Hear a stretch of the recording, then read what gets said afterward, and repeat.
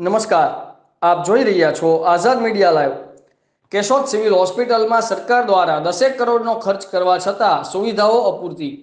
Keshod sub district civil હોસ્પિટલમાં રાત્રે કે રજાના દિવસોમાં સામાન્ય બીમારીઓમાં સારવાર આપવામાં આવતી ન હોવાની દર્દીઓની ફરિયાદ। કેશોદમાં જિલ્લા કક્ષાની હોસ્પિટલ હોવા છતાં સારવાર આપવાને બદલે રિફર કરવાની પ્રણાલીથી પરેશાની વધી। કેશોદ સરકારી હોસ્પિટલમાં અદ્યતન સાધનોનો ઉપયોગ કરવામાં ન આવતા ભંગાર થવાની ભીતિ। કેશોદ સરકારી દવાખાનામાં ચાલતી પોલમપોલ સામે ચૂંટાયેલા પ્રતિનિધિઓનું ગર્ભિત મૌન શંકાના દાયરામાં આવ્યું।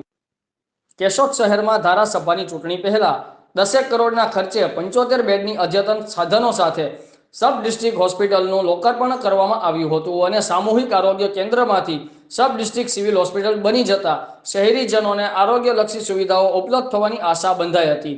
ત્યારે 1 વર્ષ કરતાં વધારે સમય વીતવા છતાં દર્દીઓને ઉડીને આંખે વળગે એવો કોઈ ફાયદો થયો નથી। કેમેરામેન રાવલિયા મધુ સાથે રિપોર્ટર જગદીશભાઈ યાદવ, આઝાદ મીડિયા લાઈવ, કેશોદ। હું સમીરભાઈ પાચાણી, પ્રદેશ કોંગ્રેસ ડેલિગેટ કેશોદ। આજે આપણે જે સરકારી હોસ્પિટલમાં ઊભા છીએ, સમગ્ર જૂનાગઢ જિલ્લામાં સબ ડિસ્ટ્રિક્ટ હોસ્પિટલ અહીંયા બનાવવામાં આવી। લગભગ 10 કરોડના ખર્ચે આ હોસ્પિટલ તૈયાર થઈ અને ખરેખર કેશોદ એ આખા જિલ્લાનું મધ્યમાં હોય।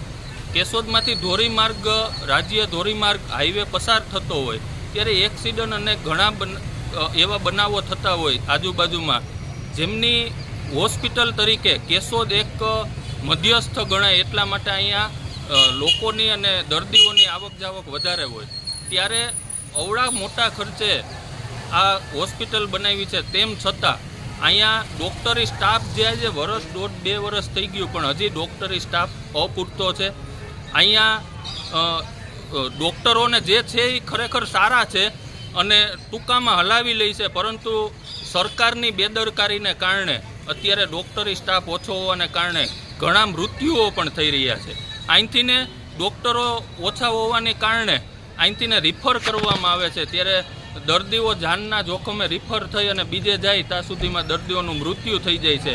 આવા પરિસ્થિતિઓમાં હું કોંગ્રેસ પરિવાર વતી હું આ સરકાર, ભારતીય જનતા પાર્ટીની આ ભ્રષ્ટ સરકારને કહેવા માગું છું કે આટલા કરોડના ખર્ચાના ધુમાડા કર્યા હોવા છતાં અહીંયા જો તમે સ્ટાફ ન મૂકી શકતા હો તો ખરેખર એક શરમજનક બાબત છે। હું વહેલામાં વહેલી તકે આ હોસ્પિટલમાં એવા પણ બનાવો બને છે, મારા ખ્યાલથી ખરેખર પોલીસ તપાસનો વિષય છે। અહીંથી ઘણી વસ્તુ ચોરાઈ ગઈ છે।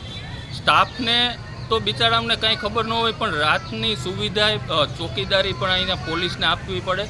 સરકાર ખરેખર નિંદ્રાધીન અવસ્થામાં છે, ત્યારે હું વહેલામાં વહેલી તકે અહીંની તપાસ પોલીસને આપી અને અહીંયા શું વસ્તુ ચોરાણી છે એમની પણ તપાસ કરે અને વહેલામાં વહેલી તકે અહીંયા જે સ્ટાફ ઘટે છે સ્ટાફ પૂરો કરવામાં આવે એવી મારી માગણી છે। જય હિન્દ, જય ભારત। બીજું એ ખાસ કહેવાનું છે કે અવળી મોટી હોસ્પિટલ હોય, દવાનો પૂરતા પ્રમાણમાં અહીંયા જથ્થો નથી હોતો। દવા બહારની મેડિકલની દવાઓ પણ અહીંથી લખવામાં આવે છે। ખરેખર સરકારે અહીંયા પૂરતી દવાઓનો જથ્થો પણ આપવો જોઈએ અને લેબોરેટરીનો જે બહાર કરાવવામાં આવે તેમની પણ અહીંયા સુવિધા ઉપલબ્ધ કરાવવી જોઈએ।